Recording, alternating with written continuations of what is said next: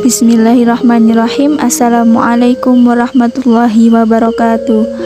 Kami dari kelompok 2 ingin mempresentasikan hasil kerja kelompok kami mengenai prinsip-prinsip supervisi pendidikan. Video ini dibuat untuk memenuhi tugas kelompok mata kuliah Supervisi Pendidikan Islam yang diampu oleh Ibu Lu'lu' Nur Mufida MPDI. Sebelumnya, perkenalkan kami dari kelompok 2 terdiri dari 4 anggota.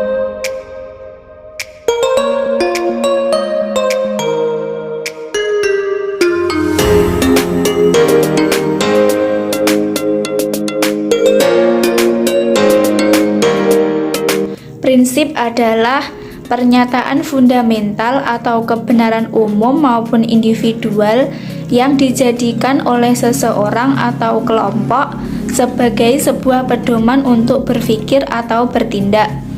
Dalam pengertian umum, prinsip adalah suatu pegangan hidup yang diyakini seseorang mampu membantu dirinya mencapai tujuan hidup yang dia inginkan atau yang diprogramkan.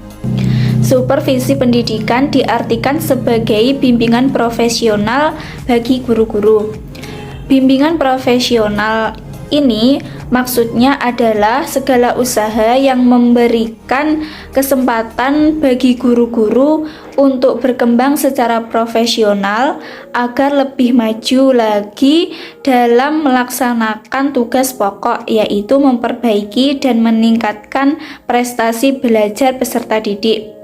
Oleh karena itu, suatu pengajaran sangat tergantung pada kemampuan mengajar guru. Maka kegiatan supervisi menaruh perhatian utama pada peningkatan kemampuan profesional guru, sehingga diharapkan dapat meningkatkan mutu proses belajar mengajar. Dalam analisis terakhir, kualitas supervisi akan direfleksikan pada peningkatan hasil belajar murid. Seorang supervisor, apakah dia kepala sekolah, pemilik sekolah, atau pengawas dalam melaksanakan supervisi, hendaknya berdasarkan pada prinsip-prinsip supervisi. Yang dimaksud prinsip-prinsip supervisi adalah kaidah-kaidah yang harus dipedomani atau dijadikan landasan dalam melakukan kegiatan supervisi. Berikut ini uraian prinsip-prinsip supervisi menurut beberapa tokoh. Prinsip-prinsip supervisi pendidikan secara umum. Yang pertama yaitu prinsip ilmiah. Ciri-cirinya yaitu kegiatan supervisi dilaksanakan berdasarkan data objektif yang diperoleh dalam kenyataan pelaksanaan proses belajar mengajar. Yang kedua, untuk memperoleh data perlu diterapkan alat perekam seperti angket, observasi, percakapan pribadi, dan sebagainya. Selanjutnya, setiap kegiatan supervisi dilaksanakan secara sistematis, terencana, dan kontinu. Untuk prinsip selanjutnya yaitu prinsip demokratis, yaitu mengandung arti menjunjung tinggi harga diri dan martabat guru, bukan berdasarkan atasan ataupun bawahan, melainkan berdasarkan kesejawatan. Yang ketiga, prinsip kerjasama, yaitu mengembangkan usaha bersama, yakni memberi support, mendorong, menstimulasi guru sehingga mereka merasa tumbuh bersama. Selanjutnya yaitu keempat, prinsip konstruktif dan kreatif. Dengan prinsip ini, guru akan merasa termotivasi dalam mengembangkan potensi kreativitas kalau supervisi mampu menciptakan suasana kerja yang menyenangkan. Di sini saya akan menjelaskan tentang prinsip supervisi menurut Sutisna. Yang pertama, supervisi adalah bagian integral dari program pendidikan yang mana supervisi merupakan pelayanan yang bersifat kerjasama. Yang kedua, para guru memerlukan dan berhak atas bantuan supervisi tersebut. Yang ketiga, supervisi mampu disesuaikan untuk memenuhi kebutuhan perorangan dari personal sekolah. Yang keempat, supervisi hendaknya membantu menjelaskan tujuan-tujuan dan sarana-sarana pendidikan yang mana hendaknya menjelaskan contoh-contoh dari tujuan dan sasaran supervisi tersebut. Yang kelima, supervisi ini hendaknya membantu memperbaiki sikap dan hubungan dari semua anggota staf sekolah dan mampu membantu dalam mengembangkan hubungan sekolah dan masyarakat dengan baik. Yang keenam, tanggung jawab dari supervisi ini berada di kepala sekolah. Yang ketujuh, memiliki dana yang memadai untuk kegiatan supervisi dalam anggaran tahunan. Yang kedelapan, efektivitas suatu program supervisi dilihat dan dinilai secara periodik oleh peserta. Dan yang kesembilan, supervisi mampu menjelaskan dan menerapkan dalam praktek penemuan penelitian di dalam pendidikan secara mutakhir. Bismillahirrahmanirrahim. Kemudian saya akan menjelaskan prinsip dalam pelaksanaan supervisi menurut Sergio Vanestana. Beliau mengemukakan hal-hal seperti berikut. Yang pertama yaitu administrasi biasanya berkenaan dengan pemberian fasilitas, material, dan pelaksanaannya. Yang kedua yaitu supervisi pendidikan biasanya berkenaan dengan perbaikan pembelajaran.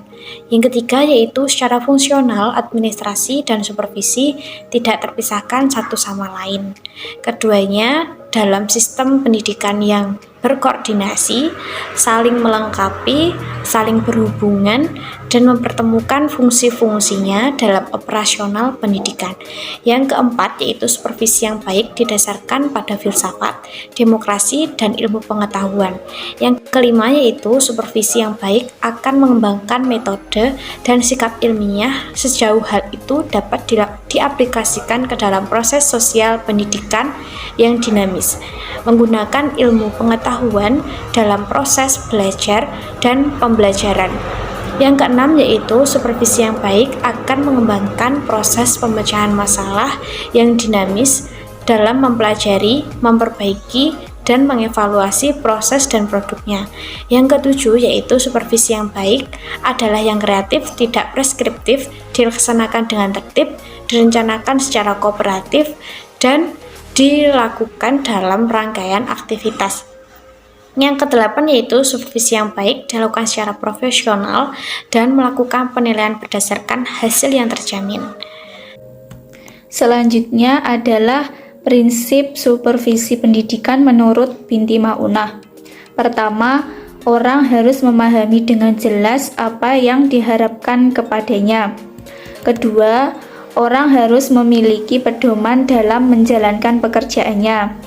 Yang ketiga, pekerjaan yang baik hendaknya selalu diakui kebaikan. Yang keempat, pekerjaan yang jelek perlu diberi kritik konstruktif. Yang kelima, orang hendaknya memperoleh kesempatan untuk memperlihatkan bahwa mereka mampu memangku tanggung jawab yang lebih besar. Yang keenam, orang hendaknya didorong untuk memperbaiki dirinya.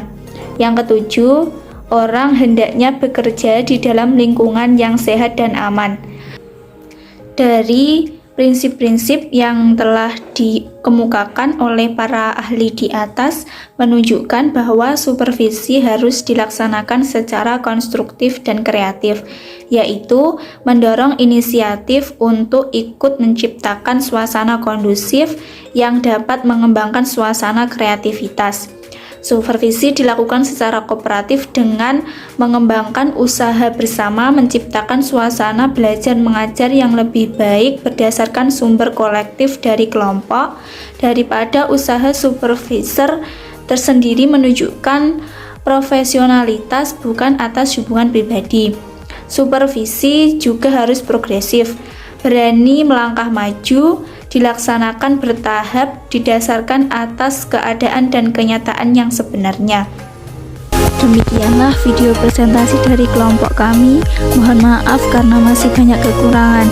Wassalamualaikum warahmatullahi wabarakatuh.